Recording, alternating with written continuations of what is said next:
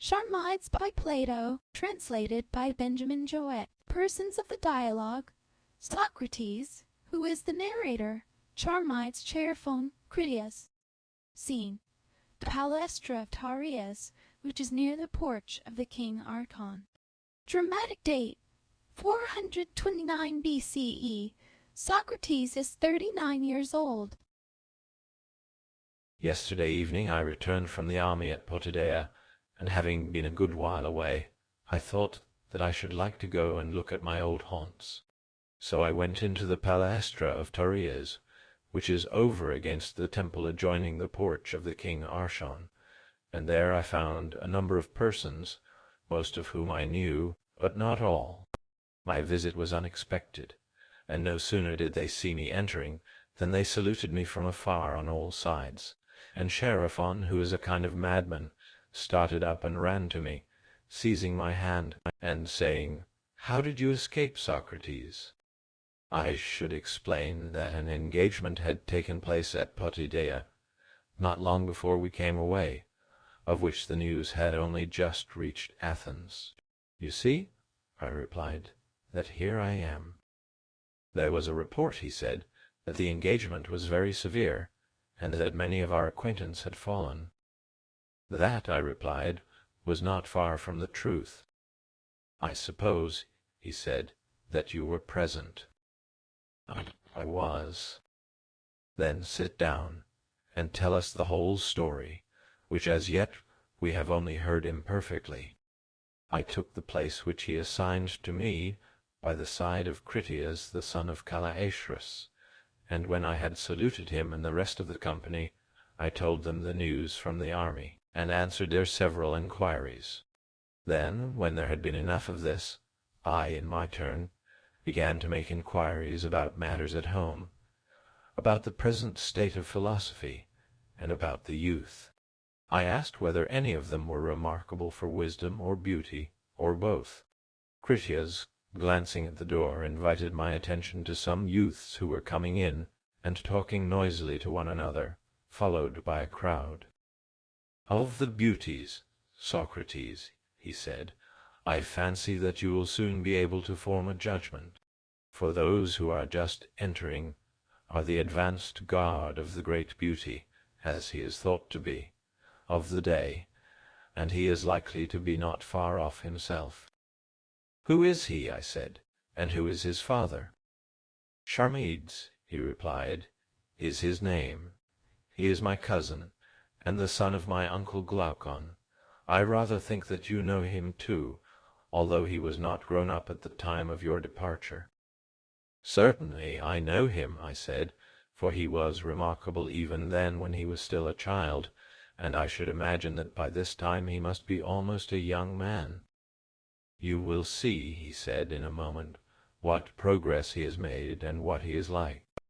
He had scarcely said the word when Charmides entered.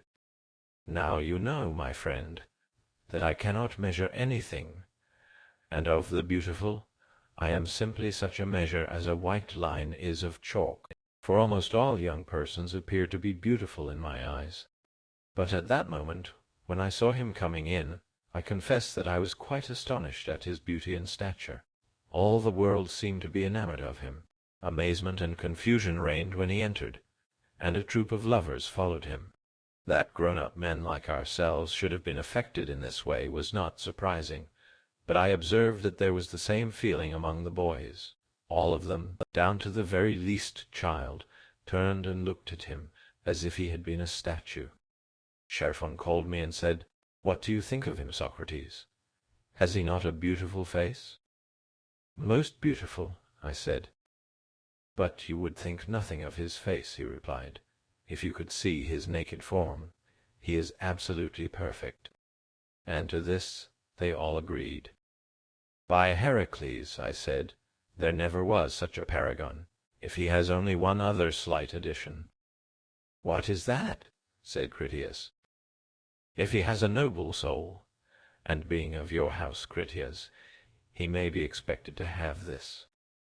"He is as fair and good within as he is without," replied Critias. "Then, before we see his body, Should we not ask him to show us his soul, naked and undisguised? He is just of an age at which he will like to talk." "That he will," said Critias, "and I can tell you that he is a philosopher already, and also a considerable poet, not in his own opinion only, but in that of others." "That, my dear Critias," I replied, "is a distinction which has long been in your family, and is inherited by you from Solon. But why do you not call him and show him to us? For even if he were younger than he is, there could be no impropriety in his talking to us in the presence of you, who are his guardian and cousin." "Very well," he said, "then I will call him." And turning to the attendant, he said, "Call Charmides, and tell him that I want him to come and see a physician about the illness of which he spoke to me the day before yesterday." Then again addressing me, he added, "He has been complaining lately of having a headache when he rises in the morning. Now why should you not make him believe that you know a cure for the headache?" "Why not?" I said. "But will he come?" "He will be sure to come," he replied. He came as he was bidden, and sat down between Critias and me. Great amusement was occasioned by everyone pushing with might and main at his neighbor, in order to make a place for him next to themselves, until at the two ends of the row one had to get up and the other was rolled over sideways. Now I, my friend, was beginning to feel awkward. My former bold belief in my powers of conversing with him had vanished, and when Critias told him that I was the person who had the cure, he looked at me in such an indescribable manner, and was just going to ask a question. And at that moment all the people in the palaestra crowded about us.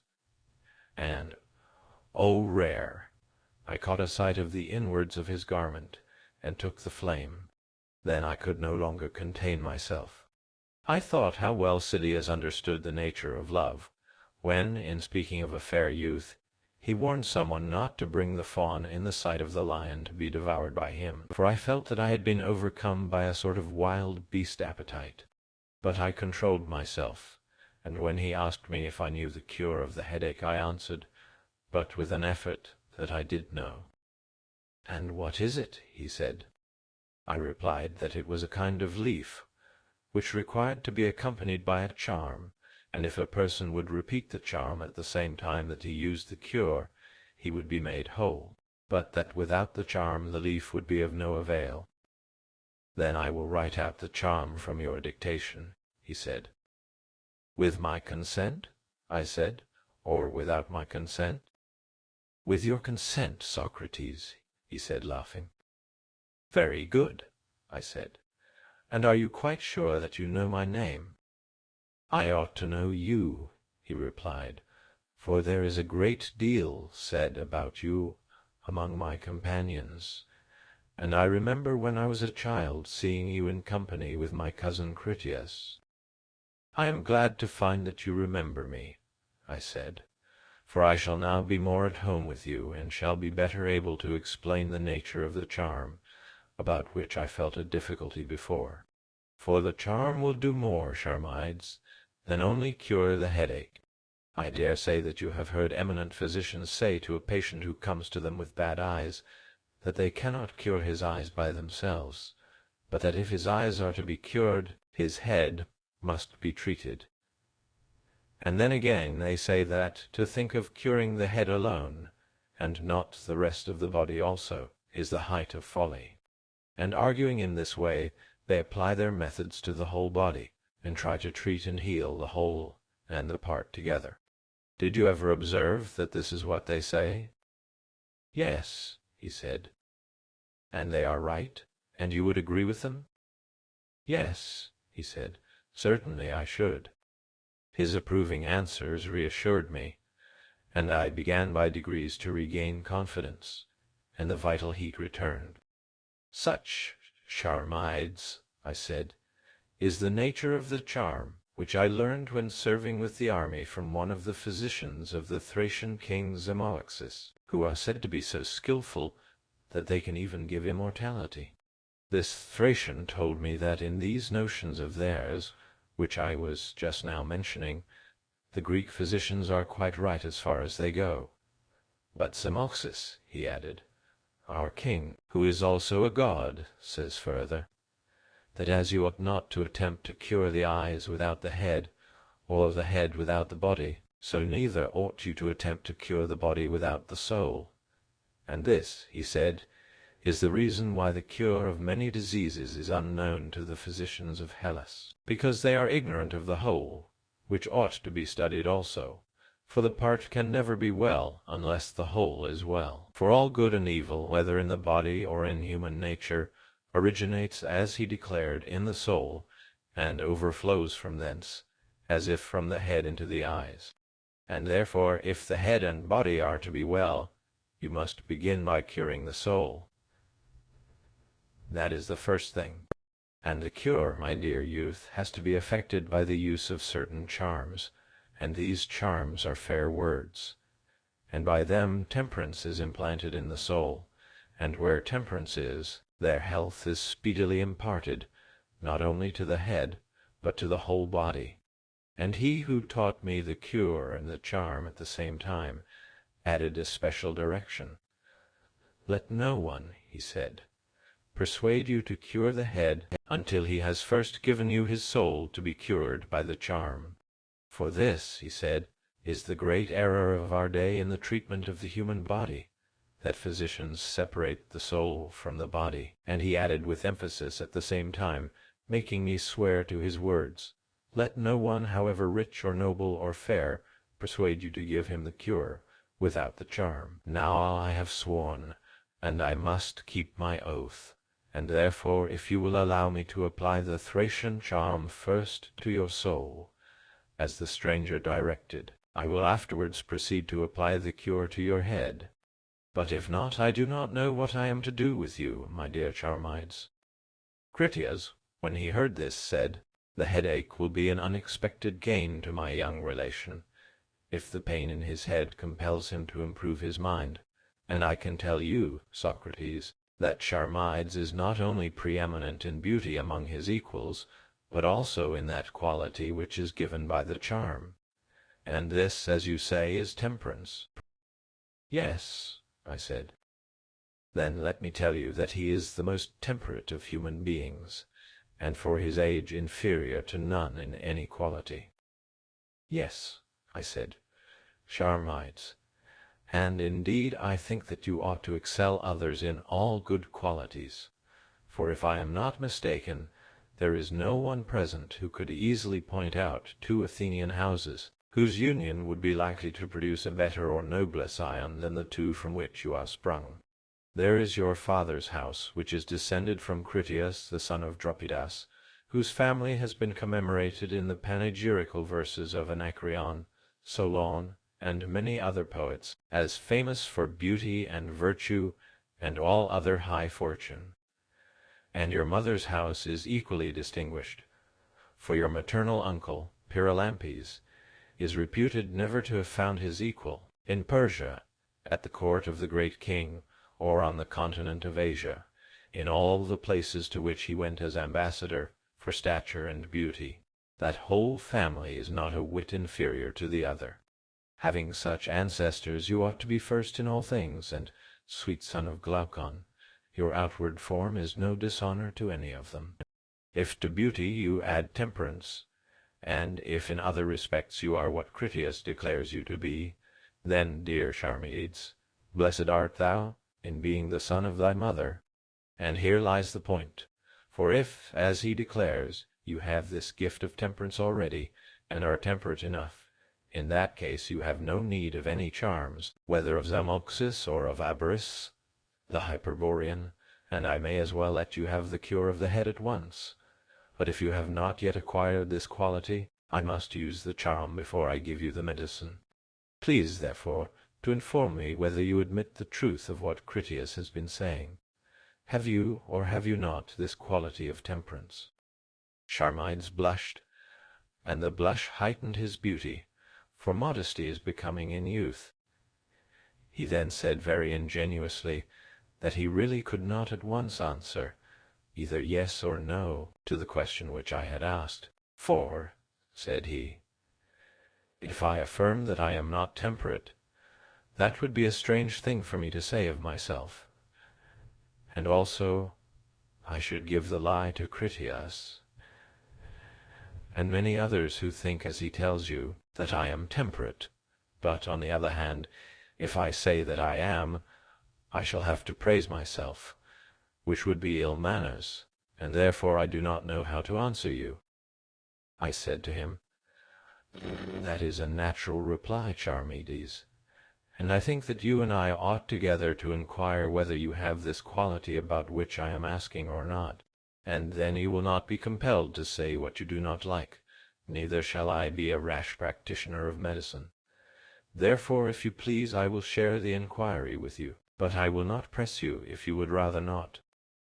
There is nothing which I should like better, he said, and as far as I am concerned, you may proceed in the way which you think best. I think, I said, that I had better begin by asking you a question, for if temperance abides in you, you must have an opinion about her. She must give some intimation of her nature and qualities, which may enable you to form a notion of her. Is not that true? Yes, he said, that I think is true. You know your native language, I said, and therefore you must be able to tell what you feel about this. Certainly, he said. In order, then, that I may form a conjecture whether you have temperance abiding in you or not, tell me, I said, what, in your opinion, is temperance? At first he hesitated, and was very unwilling to answer. Then he said that he thought temperance was doing things orderly and quietly, such things, for example, as walking in the streets, and talking, or anything else of that nature. In a word, he said, I should answer that, in my opinion, temperance is quietness. Are you right, Charmides? I said. No doubt some would affirm that the quiet are the temperate, but let us see whether these words have any meaning, and first tell me whether you would not acknowledge temperance to be of the class of the noble and good? Yes. But which is best when you are at the writing? Masters, to write the same letters quickly or quietly? Quickly. And to read quickly or slowly? Quickly again. And in playing the lyre or wrestling, quickness or sharpness are far better than quietness and slowness? Yes. And the same holds in boxing and in the pancratium? Certainly. And in leaping and running and in bodily exercises generally, quickness and agility are good. Slowness and inactivity and quietness are bad. That is evident. Then, I said, in all bodily actions, not quietness, but the greatest agility and quickness is noblest and best. Yes, certainly. And is temperance a good? Yes. Then, in reference to the body, not quietness, but quickness will be the higher degree of temperance, if temperance is a good. True, he said. And which, I said, is better, facility in learning or difficulty in learning? Facility. Yes, I said, and facility in learning is learning quickly, and difficulty in learning is learning quietly and slowly. True. And is it not better to teach another quickly and energetically, rather than quietly and slowly? Yes. And which is better, to call to mind and to remember quickly and readily, or quietly and slowly?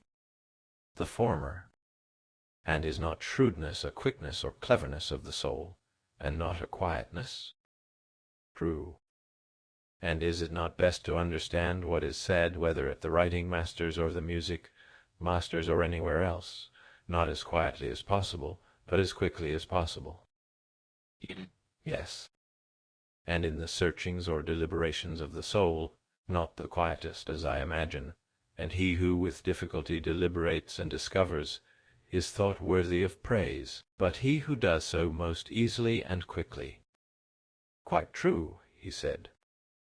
And in all that concerns either body or soul, swiftness and activity are clearly better than slowness and quietness? Clearly they are.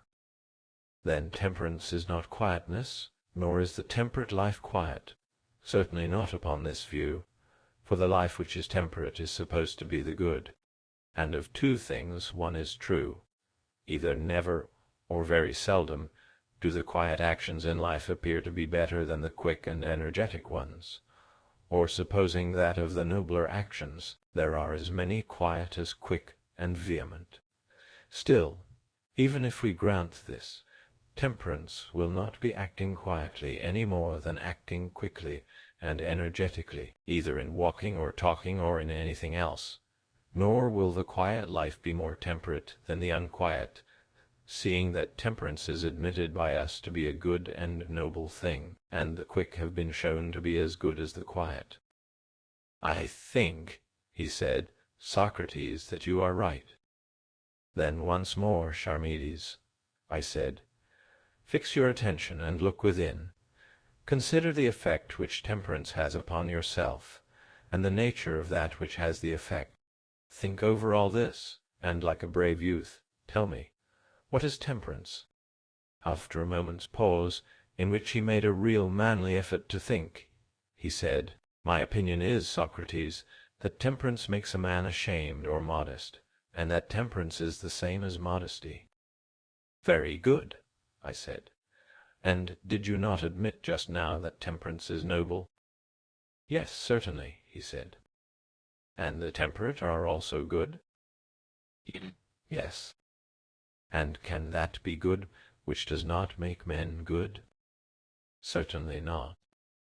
And you would infer that temperance is not only noble, but also good. That is my opinion. Well, I said, but surely you would agree with Homer when he says, modesty is not good for a needy man. Yes, he said, I agree. Then I suppose that modesty is and is not good? Clearly. But temperance, whose presence makes men only good and not bad, is always good. That appears to me to be as you say. And the inference is that temperance cannot be modesty. If temperance is a good, and if modesty is as much an evil as a good, all that, Socrates, appears to me to be true, but I should like to know what you think about another definition of temperance, which I just now remember to have heard from someone who said that temperance is doing our own business. Was he right who affirmed that? You monster, I said. This is what Critias or some philosopher has told you. Someone else, then, said Critias, for certainly I have not. But what matter, said Charmides, from whom I heard this. No matter at all, I replied. For the point is not who said the words, but whether they are true or not.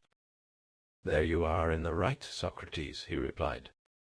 To be sure, I said, yet I doubt whether we shall ever be able to discover their truth or falsehood, for they are a kind of riddle. What makes you think so? He said. Because, I said, he who uttered them seems to me to have meant one thing, and said another. Is the scribe, for example, to be regarded as doing nothing when he reads or writes? I should rather think that he was doing something. And does the scribe write or read, or teach you boys to write or read, your own names only, or did you write your enemies' names as well as your own and your friends? As much one as the other. And was there anything meddling or intemperate in this? Certainly not. And yet, if reading and writing are the same as doing, you were doing what was not your own business. But they are the same as doing. And the healing art, my friend, and building, and weaving, and doing anything whatever which is done by art, these all clearly come under the head of doing. Certainly.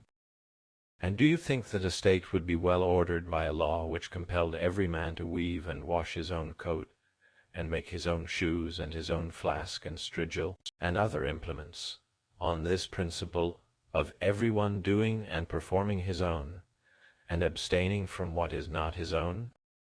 I think not, he said. But, I said, a temperate state will be a well-ordered state. Of course, he replied. Then temperance, I said, will not be doing one's own business, not at least in this way, or doing things of this sort. Clearly not. Then, as I was just now saying, he who declared that temperance is a man doing his own business had another and a hidden meaning, for I do not think that he could have been such a fool as to mean this. Was he a fool who told you, Charmides? Nay, he replied, I certainly thought him a very wise man. Then I am quite certain that he put forth his definition as a riddle, thinking that no one would know the meaning of the words doing his own business. I dare say, he replied. And what is the meaning of a man doing his own business? Can you tell me? Indeed, I cannot, and I should not wonder if the man himself who used this phrase did not understand what he was saying.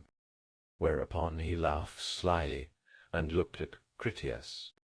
Critias had long been showing uneasiness, for he felt that he had a reputation to maintain with Charmides and the rest of the company. He had, however, hitherto managed to restrain himself, but now he could no longer forbear, and I am convinced of the truth of the suspicion which I entertained at the time, that Charmides had heard this answer about temperance from Critias, and Charmides, who did not want to answer himself, but to make Critias answer, tried to stir him up. He went on, pointing out that he had been refuted, at which Critias grew angry, and appeared, as I thought, inclined to quarrel with him, just as a poet might quarrel with an actor who spoiled his poems in repeating them. So he looked hard at him and said, Do you imagine, Charmides, that the author of this definition of temperance did not understand the meaning of his own words, because you do not understand them? Why, at his age, I said, most excellent Critias, he can hardly be expected to understand. But you, who are older, and have studied, may well be assumed to know the meaning of them, and therefore if you agree with him, and accept his definition of temperance, I would much rather argue with you than with him about the truth or falsehood of the definition. I entirely agree, said Critias, and accept the definition. Very good, I said. And now let me repeat my question. Do you admit, as I was just now saying, that all craftsmen make or do something? I do. And do they make or do their own business only, or that of others also? They make or do that of others also. And are they temperate, seeing that they make not for themselves, or their own business only? Why not? He said. No objection on my part, I said, but there may be a difficulty on his who proposes as a definition of temperance, doing one's own business, and then says that there is no reason why those who do the business of others should not be temperate. Nay, said he, did I ever acknowledge that those who do the business of others are temperate? I said, those who make, not those who do. What? I asked. Do you mean to say that doing and making are not the same? No more, he replied, than making or working are the same.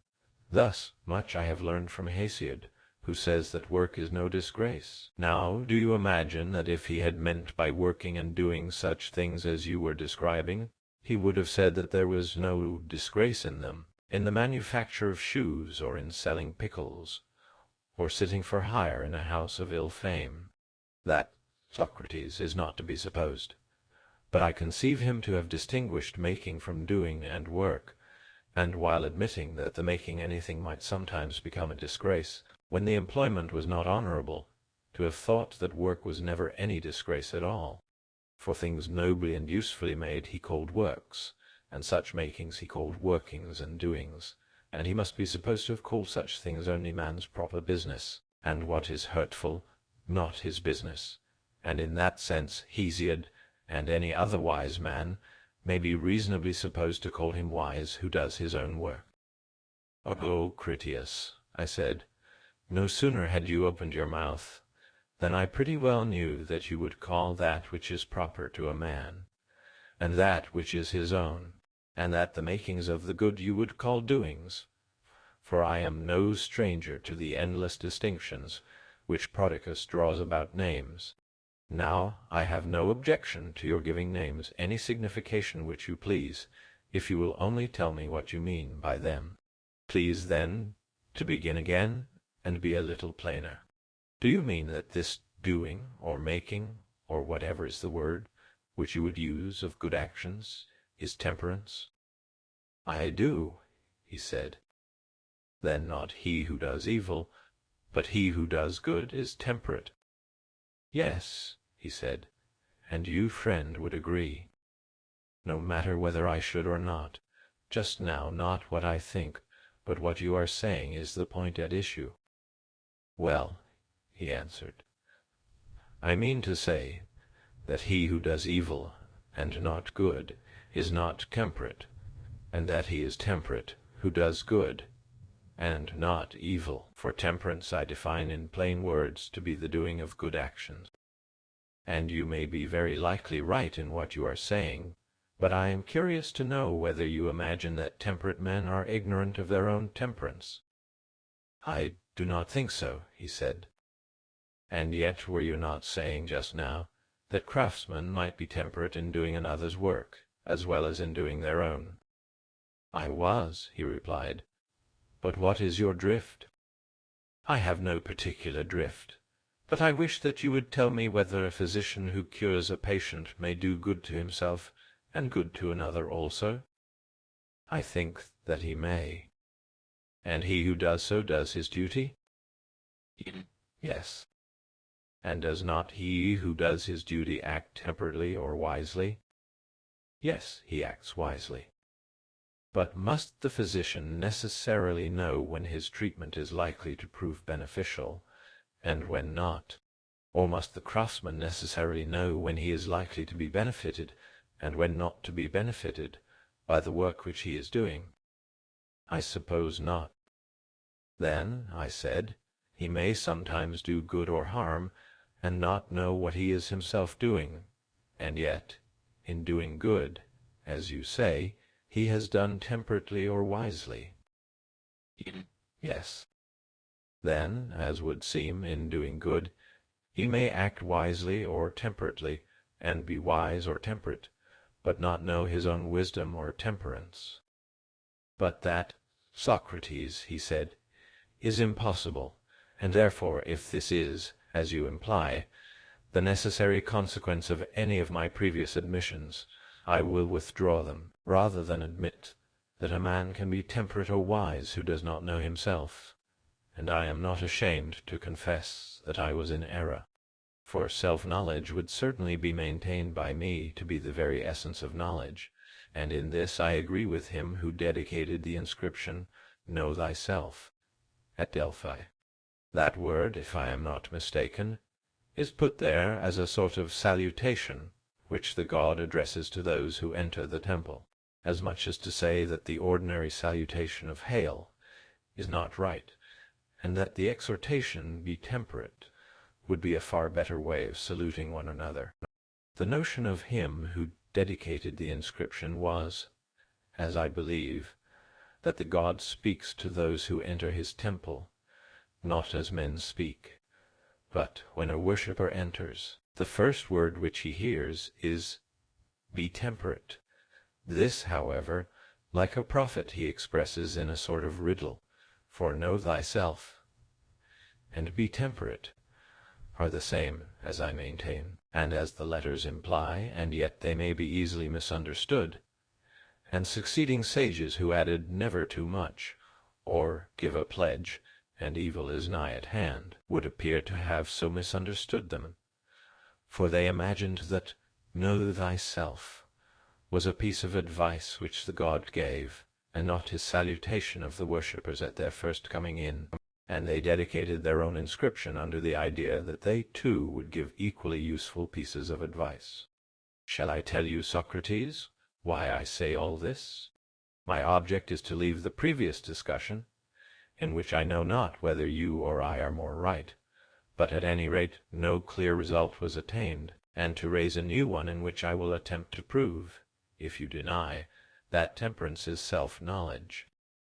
Yes, I said, Critias, but you come to me as though I professed to know about the questions which I ask, and as though I could, if I only would, agree with you, whereas the fact is that I inquire with you into the truth of that which is advanced from time to time, just because I do not know, and when I have inquired, I will say whether I agree with you or not. Please then to allow me time to reflect. Reflect, he said. I am reflecting, I replied, and discover that temperance, or wisdom, if implying a knowledge of anything, must be a science, and a science of something. Yes, he said, the science of itself. Is not medicine, I said, the science of health? True. And suppose, I said, that I were asked by you what is the use or effect of medicine, which is this science of health, I should answer that medicine is of very great use in producing health, which, as you will admit, is an excellent effect. Granted. And if you were to ask me, what is the result or effect of architecture, which is the science of building, I should say houses, and so of other arts, which all have their different results. Now I want you, Critias, to answer a similar question about temperance, or wisdom, which, according to you, is the science of itself. Admitting this view, I ask of you what good work, worthy of the name wise, does temperance or wisdom, which is the science of itself, effect? Answer me. That is not the true way of pursuing the inquiry, Socrates, he said, for wisdom is not like the other sciences, any more than they are like one another. But you proceed as if they were alike. For tell me, he said, what result is there of computation or geometry, in the same sense as a house is the result of building, or a garment of weaving, or any other work of any other art? Can you show me any such result of them? You cannot. That is true, I said, but still each of these sciences has a subject which is different from the science.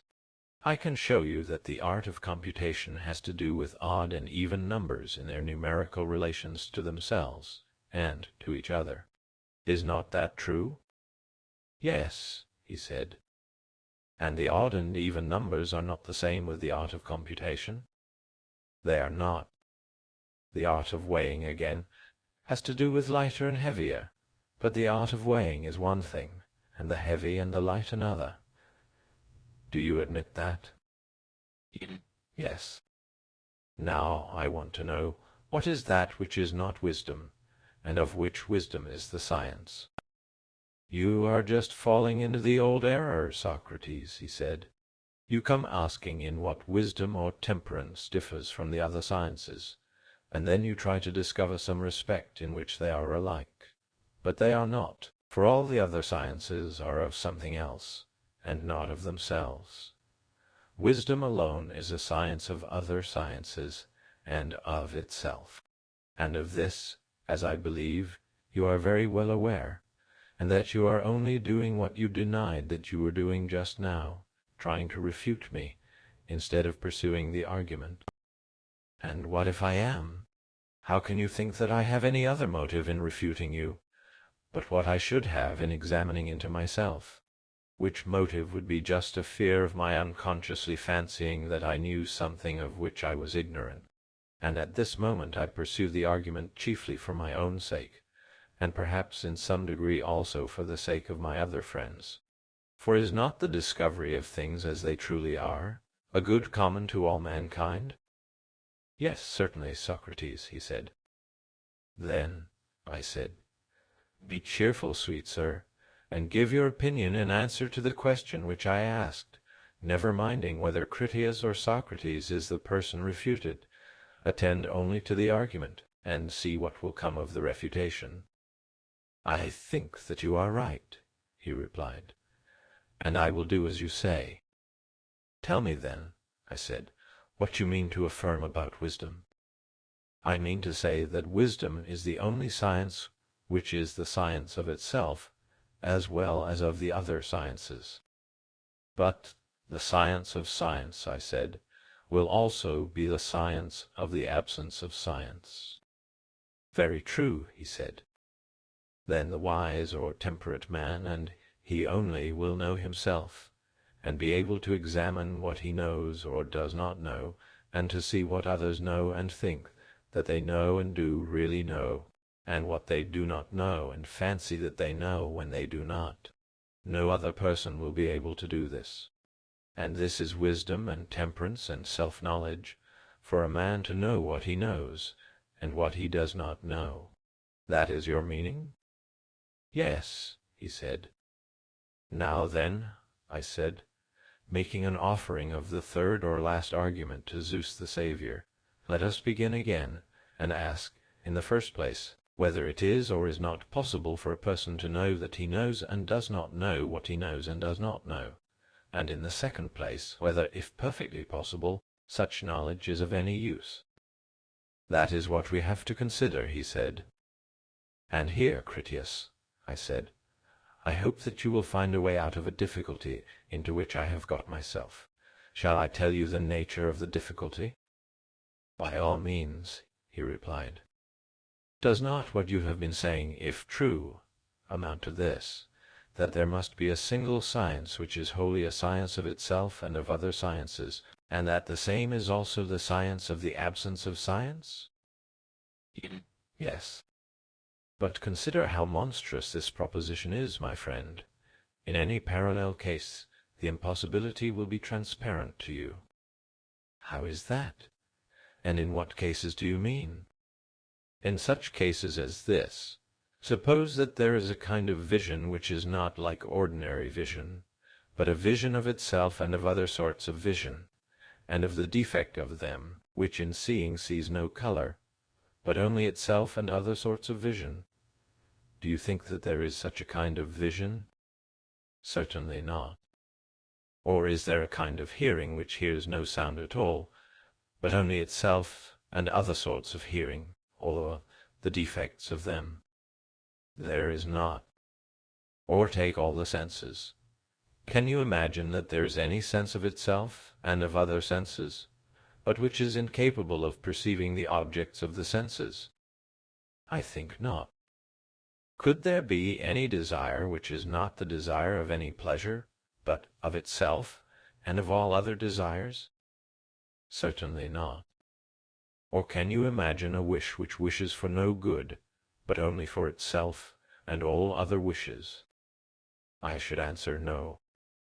Or would you say that there is a love which is not the love of beauty, but of itself and of other loves? I should not. Or did you ever know of a fear which fears itself or other fears, but has no object of fear? I never did, he said. Or of an opinion which is an opinion of itself, and of other opinions, and which has no opinion on the subjects of opinion in general? Certainly not. But surely we are assuming a science of this kind, which, having no subject matter, is a science of itself and of the other sciences? Yes, that is what is affirmed. But how strange is this, if it be indeed true? We must not, however, as yet absolutely deny the possibility of such a science. Let us rather consider the matter. You are quite right. Well then, this science of which we are speaking is a science of something, and is of a nature to be a science of something. Yes, just as that which is greater is of a nature to be greater than something else. Yes, which is less if the other is conceived to be greater. To be sure. And if we could find something which is at once greater than itself, and greater than other great things, but not greater than those things in comparison of which the others are greater, then that thing would have the property of being greater, and also less than itself. That Socrates, he said, is the inevitable inference. Or if there be a double, which is double of itself, and of other doubles, these will be halves. For the double is relative to the half. That is true. And that which is greater than itself will also be less, and that which is heavier will also be lighter, and that which is older will also be younger, and the same of other things. That which has a nature relative to self will retain also the nature of its object. I mean to say, for example, that hearing is, as we say of sound or voice. Is that true? Yes. Then, if hearing hears itself, it must hear a voice, for there is no other way of hearing. Certainly. And sight also, my excellent friend, if it sees itself, must see a color, for sight cannot see that which has no color. No. Do you remark, Critias, that in several of the examples which have been recited the notion of a relation to self is altogether inadmissible, and in other cases hardly credible, for example in the case of magnitudes, numbers, and the like? Very true. But in the case of hearing and sight, or in the power of self-motion, and the power of heat to burn, this relation to self will be regarded as incredible by some, but perhaps not by others. And some great man, my friend, is wanted, who will satisfactorily determine for us whether there is nothing which has an inherent property of relation to self, or some things only, and not others, and whether in this class of self-related things, if there be such a class, that science which is called wisdom or temperance is included. I altogether distrust my own power of determining these matters. I am not certain whether there is such a science of science at all, and even if there be, I should not acknowledge this to be wisdom or temperance, until I can also see whether such a science would or would not do us any good, for I have an impression that temperance is a benefit and a good. And therefore, O son of Calahaeschrus, as you maintain that temperance or wisdom is a science of science, and also of the absence of science, I will request you to show, in the first place, as I was saying before, the possibility, and in the second place, the advantage of such a science, and then perhaps you may satisfy me that you are right in your view of temperance. Critias heard me say this, and saw that I was in a difficulty, and as one person when another yawns in his presence catches the infection of yawning from him, so did he seem to be driven into a difficulty by my difficulty. But as he had a reputation to maintain, he was ashamed to admit before the company that he could not answer my challenge, or determine the question at issue, and he made an unintelligible attempt to hide his perplexity. In order that the argument might proceed, I said to him, "Well then, Critias, if you like, let us assume that there is this science of science. Whether the assumption is right or wrong may hereafter be investigated. Admitting the existence of it, will you tell me how such a science enables us to distinguish what we know or do not know, which, as we were saying, is self-knowledge or wisdom, so we were saying?" "Yes, Socrates," he said, "and that I think is certainly true, for he who has this science or knowledge which knows itself will become like the knowledge which he has, in the same way that he who has swiftness will be swift, and he who has beauty will be beautiful, and he who has knowledge will know. In the same way he who has that knowledge which is self-knowing will know himself." "I do not doubt," I said, "that a man will know himself when he possesses that which has self-knowledge. But what necessity is there that, having this, he should know what he knows and what he does not know?" "Because, Socrates, they are the same." "Very likely," I said, "but I remain as stupid as ever, for still I fail to comprehend how this knowing what you know and do not know is the same as the knowledge of self." "What do you mean?" he said. "This is what I mean," I replied. "I will admit that there is a science of science. Can this do more than determine that of two things one is, and the other is not science or knowledge?" "No, just that." "But is knowledge, or want of knowledge of health, the same as knowledge or want of knowledge of justice?" "Certainly not. The one is medicine, and the other is politics, whereas that of which we are speaking is knowledge pure and simple." "Very true. And if a man knows only, and has only knowledge of knowledge, and has no further knowledge of health and justice, the probability is that he will only know that he knows something, and has a certain knowledge, whether concerning himself or other men? True. Then how will this knowledge or science teach him to know what he knows?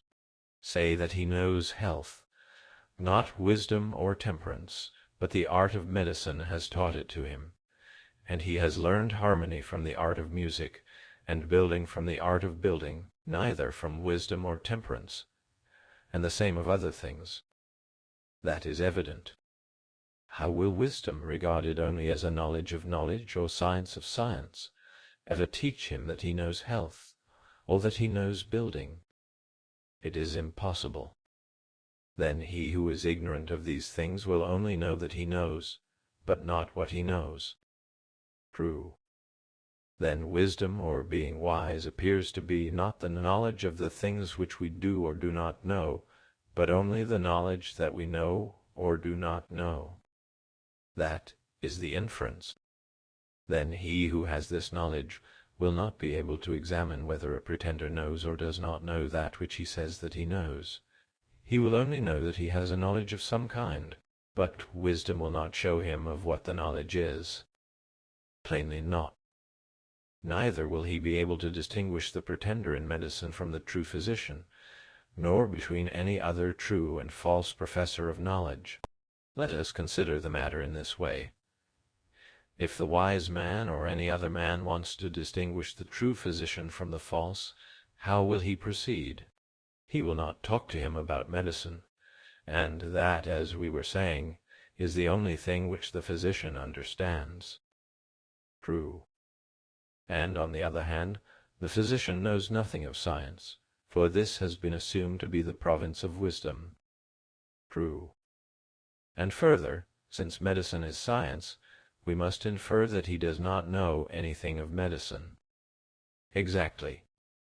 Then the wise man may indeed know that the physician has some kind of science or knowledge, but when he wants to discover the nature of this, he will ask, what is the subject, matter? For the several sciences are distinguished not by the mere fact that they are sciences, but by the nature of their subjects. Is not that true? Quite true. And medicine is distinguished from other sciences as having the subject, matter of health and disease? Yes. And he who would inquire into the nature of medicine must pursue the inquiry into health and disease, and not into what is extraneous. True. And he who judges rightly will judge of the physician as a physician in what relates to these. He will. He will consider whether what he says is true, and whether what he does is right, in relation to health and disease. He will. But can anyone attain the knowledge of either, unless he have a knowledge of medicine? He cannot.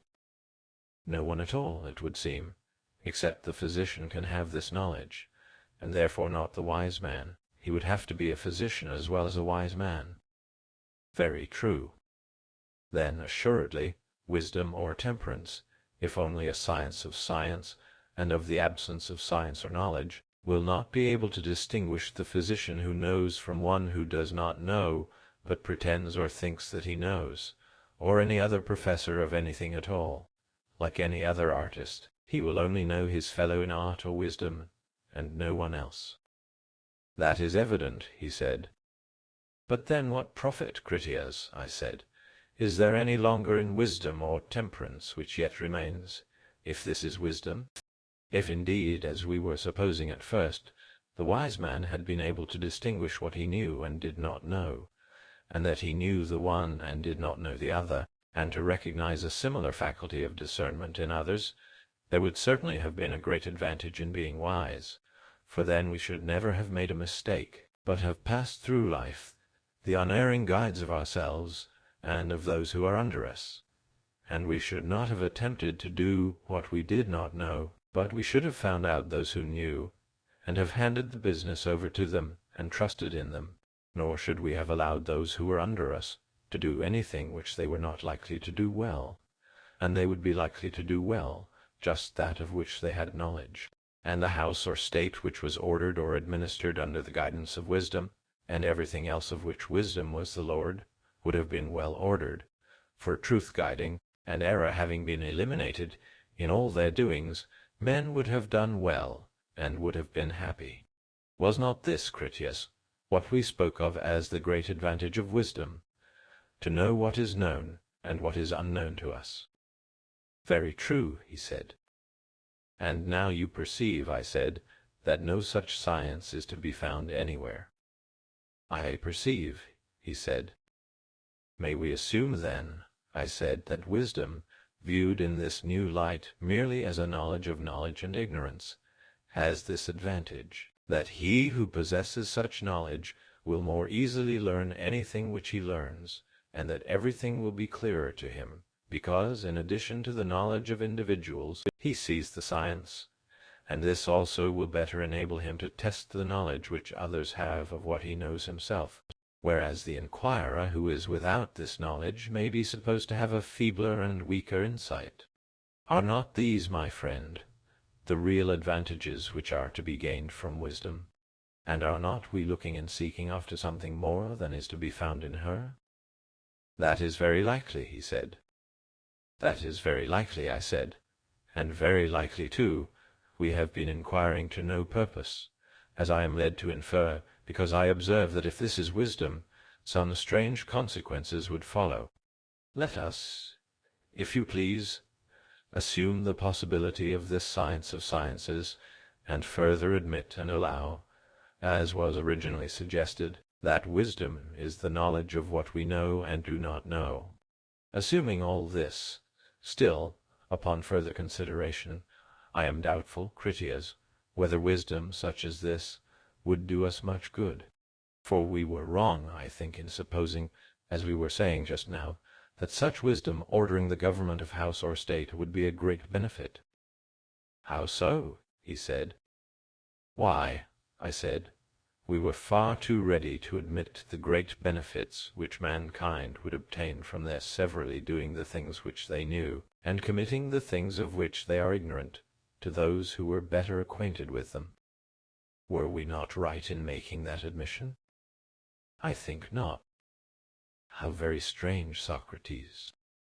By the dog of Egypt, I said, there I agree with you, and I was thinking as much just now when I said that strange consequences would follow, and that I was afraid we were on the wrong track. For however ready we may be to admit that this is wisdom, I certainly cannot make out what good this sort of thing does to us. What do you mean? He said. I wish that you could make me understand what you mean. I dare say that what I am saying is nonsense, I replied. And yet if a man has any feeling of what is due to himself, he cannot let the thought which comes into his mind pass away, unheeded and unexamined. I like that, he said. Here, then, I said, my own dream, whether coming through the horn or the ivory gate, I cannot tell. The dream is this. Let us suppose that wisdom is such as we are now defining, and that she has absolute sway over us.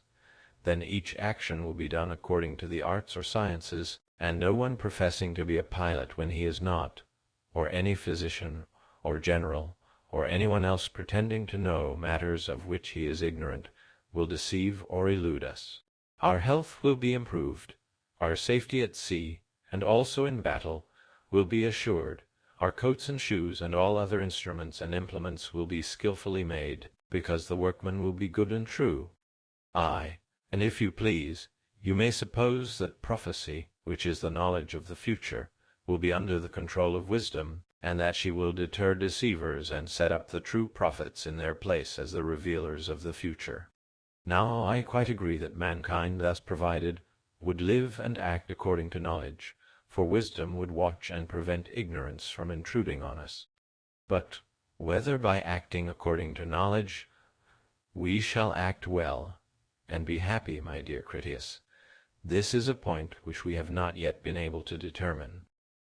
Yet I think, he replied, that if you discard knowledge, you will hardly find the crown of happiness in anything else. But of what is this knowledge? I said. Just answer me that small question. Do you mean a knowledge of shoemaking? God forbid. Or of working in brass? Certainly not. or in wool or wood or anything of that sort? No, I do not. Then, I said, we are giving up the doctrine that he who lives according to knowledge is happy, for these live according to knowledge, and yet they are not allowed by you to be happy. But I think that you mean to confine happiness to particular individuals who live according to knowledge, such, for example, as the prophet, who, as I was saying, knows the future. Is it of him you are speaking, or of someone else? Yes, I mean him, but there are others as well.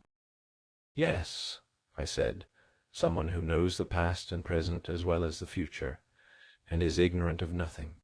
Let us suppose that there is such a person, and if there is, you will allow that he is the most knowing of all living men.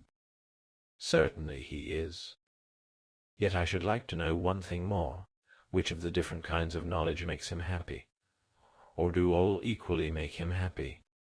Not all equally, he replied. But which most tends to make him happy? The knowledge of what past, present, or future thing? May I infer this to be the knowledge of the game of draughts? Nonsense about the game of draughts. Or of computation? No. Or of health? That is nearer the truth, he said. And that knowledge which is nearest of all, I said, is the knowledge of what? The knowledge with which he discerns good and evil.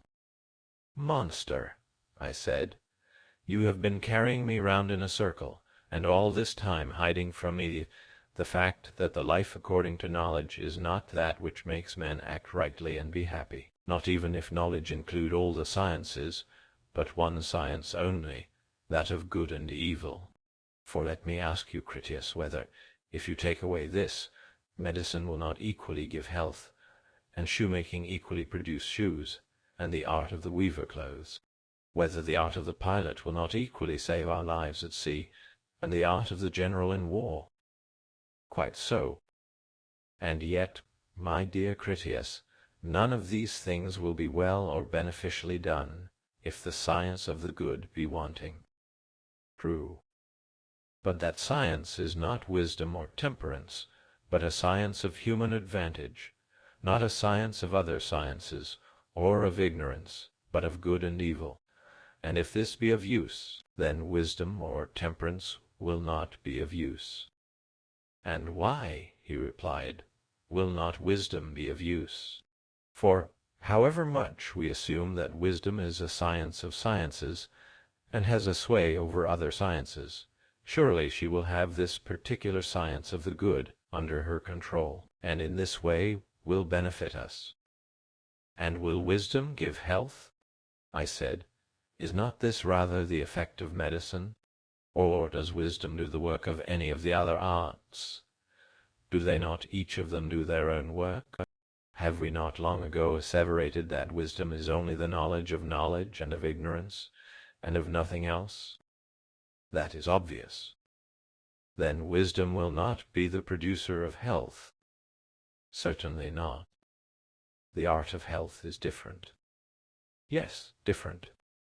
Nor does wisdom give advantage, my good friend, for that again we have just now been attributing to another art. Very true. How then can wisdom be advantageous when giving no advantage? That, Socrates, is certainly inconceivable. You see then, Critias, that I was not far wrong in fearing that I could have no sound notion about wisdom. I was quite right in depreciating myself, for that which is admitted to be the best of all things would never have seemed to us useless, if I had been good for anything at an inquiry. But now I have been utterly defeated, and have failed to discover what that is to which the imposer of names gave this name of temperance or wisdom. And yet many more admissions were made by us than could be fairly granted, for we admitted that there was a science of science, although the argument said no, and protested against us, and we admitted further that this science knew the works of the other sciences, although this too was denied by the argument, because we wanted to show that the wise man had knowledge of what he knew and did not know. Also we nobly disregarded, and never even considered the impossibility of a man knowing in a sort of way that which he does not know at all. For our assumption was that he knows that which he does not know, than which nothing, as I think, can be more irrational. And yet, after finding us so easy and good-natured, the inquiry is still unable to discover the truth, but mocks us to a degree, and has gone out of its way to prove the inutility of that which we admitted only by a sort of supposition and fiction to be the true definition of temperance or wisdom. As far as I am concerned, is not so much to be lamented, I said, but for your sake, Charmides, I am very sorry that you, having such beauty and such wisdom and temperance of soul, should have no profit or good in life from your wisdom and temperance. And still more am I grieved about the charm which I learned with so much pain, and to so little profit, from the Thracian, for the sake of a thing which is nothing worth. I think indeed that there is a mistake, and that I must be a bad inquirer, for wisdom or temperance I believe to be really a great good. And happy are you, Charmides, if you certainly possess it. Wherefore examine yourself, and see whether you have this gift, and can do without the charm. For if you can, I would rather advise you to regard me simply as a fool who is never able to reason out anything, and to rest assured that the more wise and temperate you are, the happier you will be. Charmides said, I am sure that I do not know, Socrates, whether I have or have not this gift of wisdom and temperance. For how can I know whether I have a thing of which even you and Critias are, as you say, unable to discover the nature? Not that I believe you, and further I am sure, Socrates, that I do need the charm, and as far as I am concerned, I shall be willing to be charmed by you daily, until you say that I have had enough. Very good, Charmides, said Critias. If you do this, I shall have a proof of your temperance, that is, if you allow yourself to be charmed by Socrates, and never desert him at all. You may depend on my following, and not deserting him, said Charmides. If you, who are my guardian, command me, I should be very wrong not to obey you. And I do command you, he said. Then I will do as you say, and begin this very day. You, sirs, I said, what are you conspiring about? We are not conspiring, said Charmides. We have conspired already. And are you about to use violence, without even going through the forms of justice? Yes, I shall use violence, he replied, since he orders me, and therefore you had better consider well. But the time for consideration has passed, I said, when violence is employed, and you, when you are determined on anything, and in the mood of violence, are irresistible. Do not you resist me, then, he said. I will not resist you, I replied.